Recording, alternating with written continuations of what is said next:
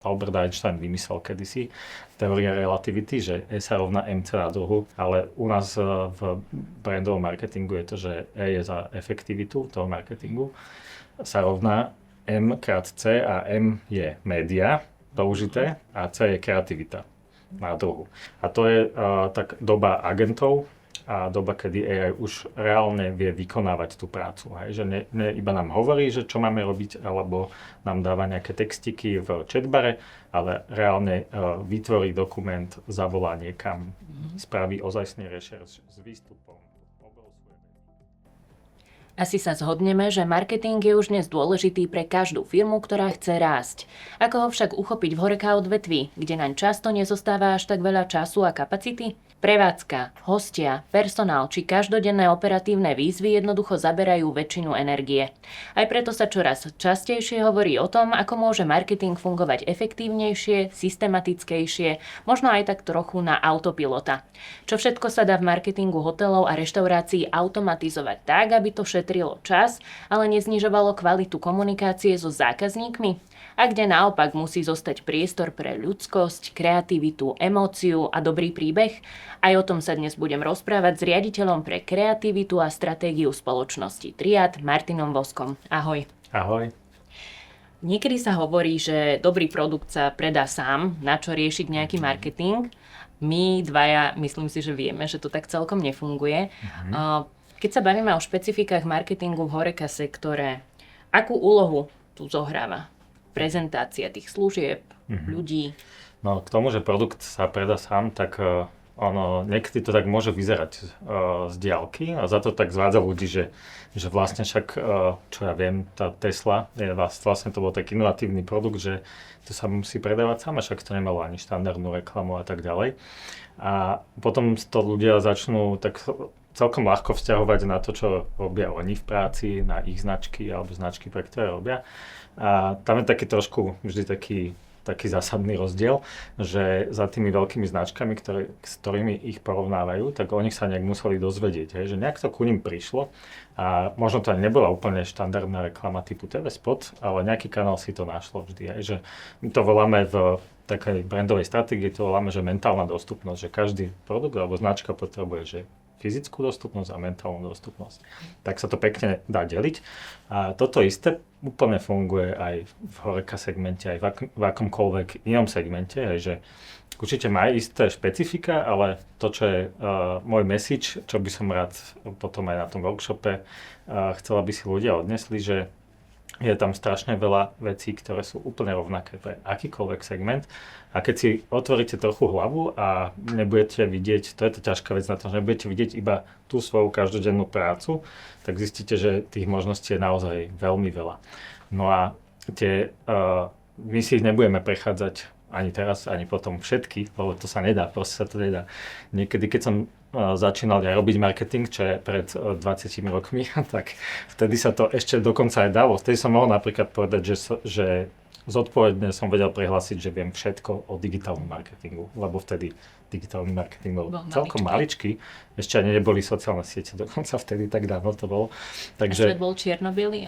Svet už nebol čierno-biely a to bol začiatok tohto storočia, takže okolo roku 2003-2005 tam niekde som začínal.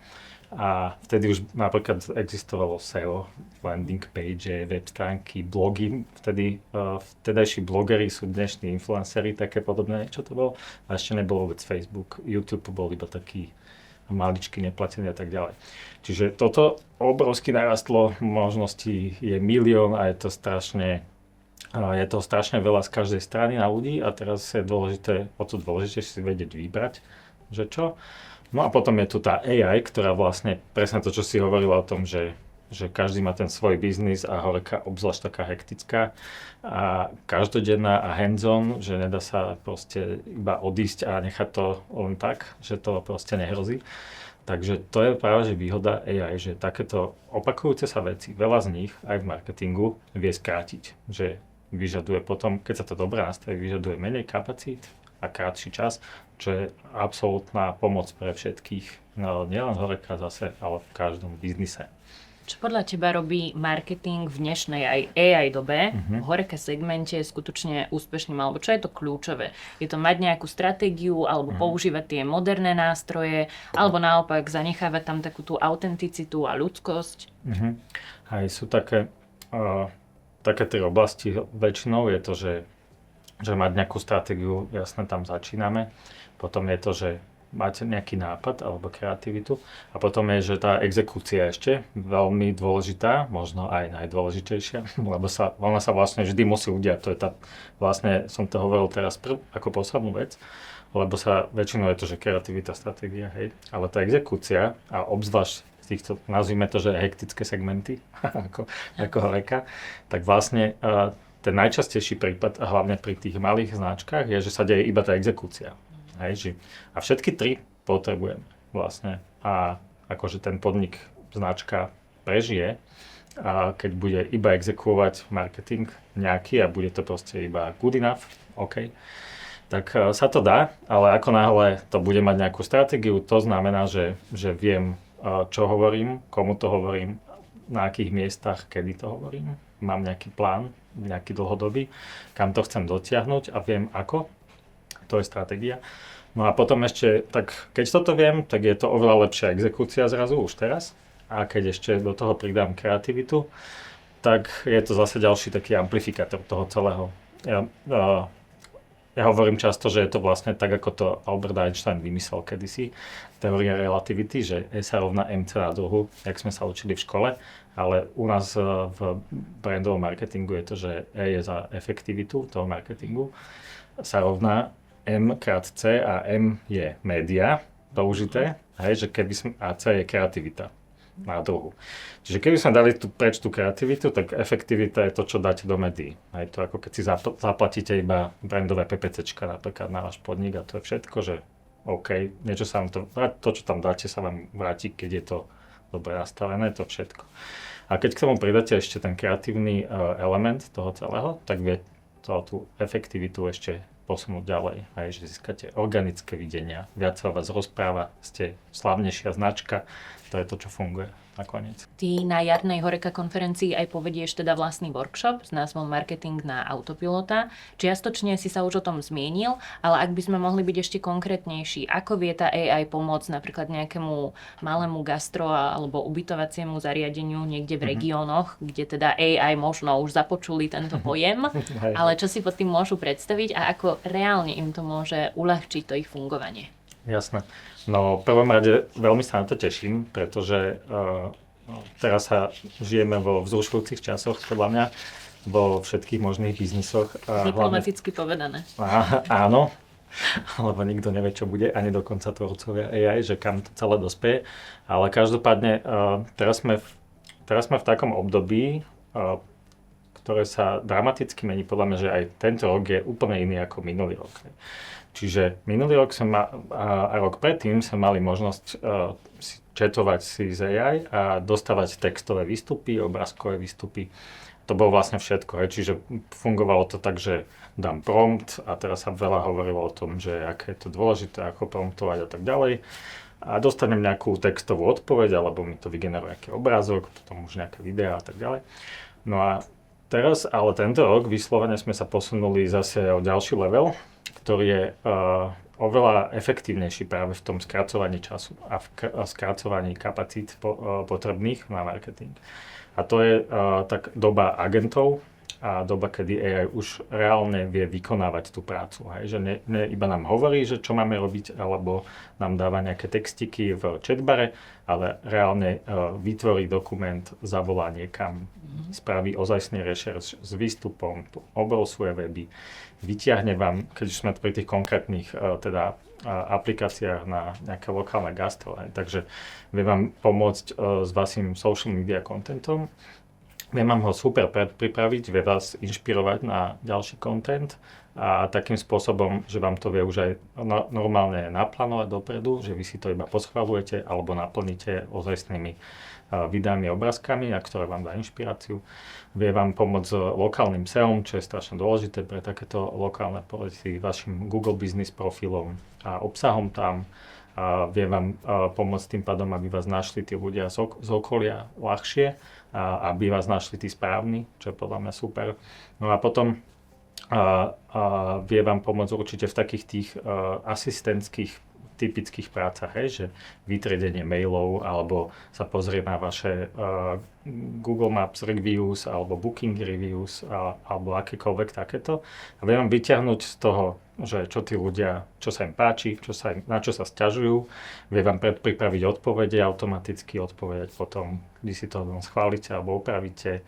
Keď máte hotel, máte CRM-ko a zákazníkov, tak vie odpovedať priamo na stránke, v mailoch, kdekoľvek, s tou históriou toho človeka, že vie, že u vás bol, čo u vás robil, kedy, s kým. Proste nemusíte to hľadať a potom prácne písať, že tá AI si to vie vyťahnuť a vie to ľudsky podať tak, ako si ju nastavíte, za akým tone of voice a má vaša značka. Čiže to je ďalšia vec. A tie klasické asistentské veci, typu, že vidí váš kalendár, váš mail, vie vám všetko naplánovať, povedať, čo je dôležité, vyťahovať dôležité veci.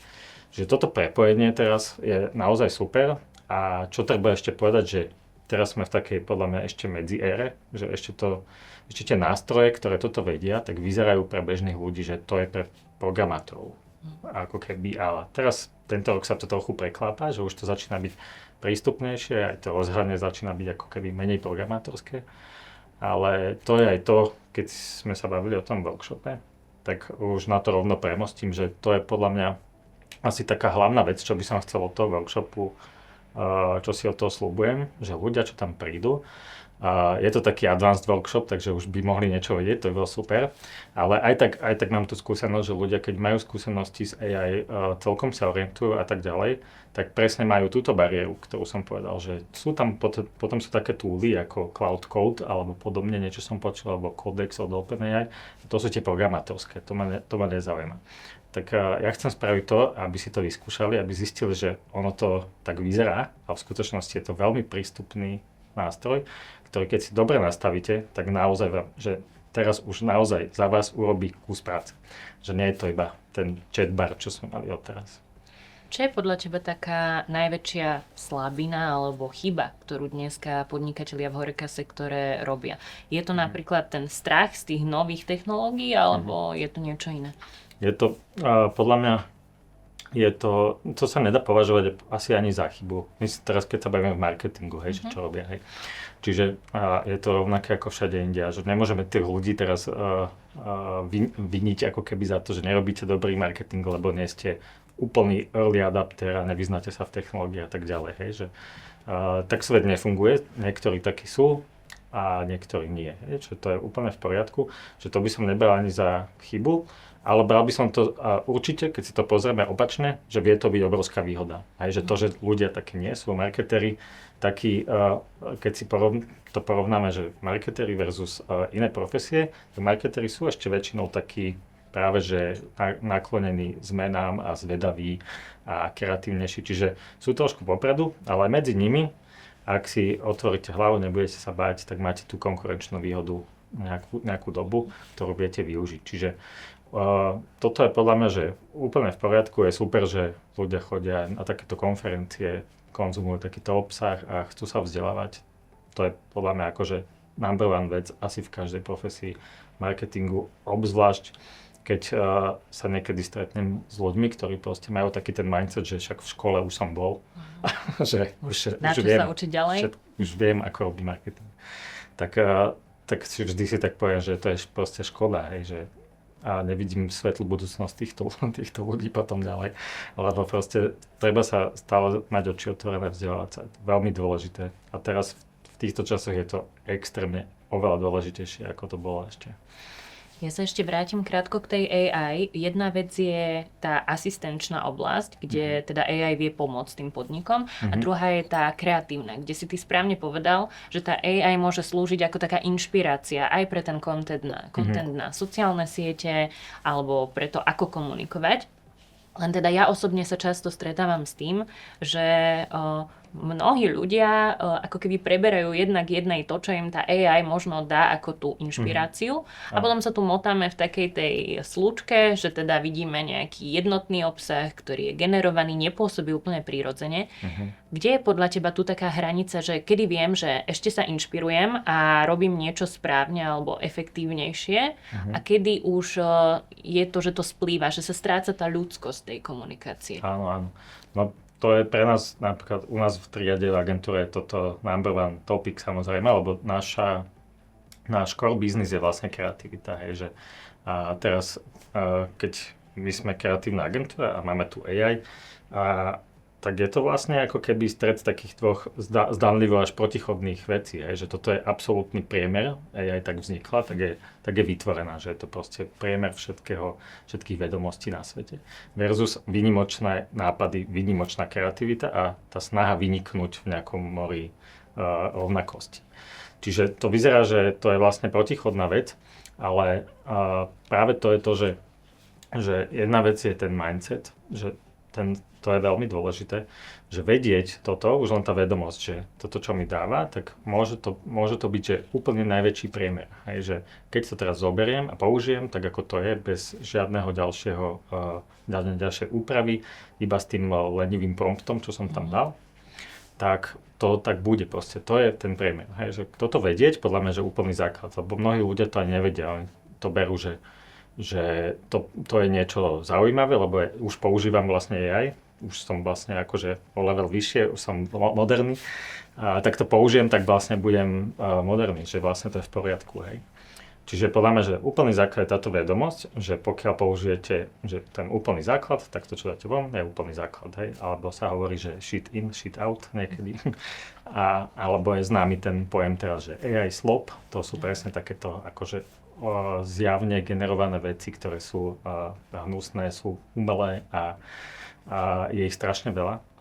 Takže a podľa mňa už táto vedomosť je strašne dobrý prvý krok a potom druhý je, že ako to teda spraviť, aby mi tá AI pomáhala v kreativite a nebolo to také. A na to sú všelijaké techniky, už, ktoré začínajú pri tom promptovaní a končia niekde pri tom kodovaní takomto, alebo vibe kodovaní, ako sa to teraz volá, pre neprogramátorov, kde si viete ten vlastne kreatívny kontext a tú inšpiráciu tak manažovať, že vám to dáva zaujímavé veci. A je to zrazu úplne iné, ako to, čo by ste dali na začiatok. Že vlastne ja som sa v tomto inšpiroval, spravil som taký vlastný toolik, ktorý sa volá selfstorming.com a ten stojí práve na tom, že manažuje super tento kreatívny kontext, 1000 známych kampaní, kreatívne techniky, ktoré sú používané na to, aby vznikli zaujímavé veci. A toto dáva dokopy a potom vám dáva inšpirácie, ktoré nie sú generické, sú zaujímavé a sú také, na ktoré by vás nenapadli okamžite. Možno na záver, čo by si bol rád, ak by si účastníci Horeca konferencie odniesli z tvojho workshopu? Podľa mňa číslo 1 je táto otvorenosť, že je tam taká bariéra, ktorú by som rád odbúral pri všetkých účastníkoch, čo tam budú. To je tá bariéra taká presne, že toto je príliš technické na mňa, toto je pre programátorov, toto už nie je pre mňa. Ono sa to, keď tu budeme sedieť o rok, tak zase to bude celé podľa mňa, som si istý, že prístupnejšie, ale napríklad, že to, čo urobíte tento najbližší rok, tak môže ten budúci váš dramaticky zmeniť. Že vy sami, keď teraz urobíte nejaké kroky a začnete sa tomu venovať, používať, tak o rok môžete byť dramaticky inde, ako ste teraz aj vy sami, nielen AI. To je tá výhoda teraz, že je to rýchle a nové celé. Tak ja sa budem veľmi tešiť na workshop a teda aj na to, ako si s tým účastníci poradia so všetkými skúškami a testovačkami, čo im pripravíš. Mojím dnešným hosťom bol riaditeľ pre kreativitu a stratégiu spoločnosti Triad Martin Voska. Ďakujem za rozhovor. Ďakujeme. Vidíme sa.